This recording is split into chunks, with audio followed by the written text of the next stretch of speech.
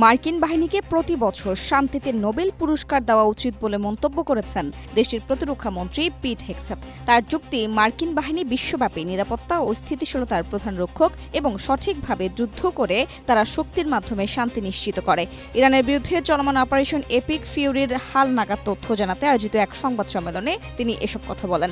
সাংবাদিকদের প্রশ্নের জবাবে পিট হেগসেথ বলেন, মার্কিন সামরিক নীতির মূল ভিত্তি শক্তির মাধ্যমে শান্তি। তারা শুধু দেশেরই নিরাপত্তা ও সুরক্ষা নিশ্চিত করছে তা নয়, বরং মার্কিন বাহিনী পুরো বিশ্বের অনেক মানুষের নিরাপত্তা নিশ্চিত করছে।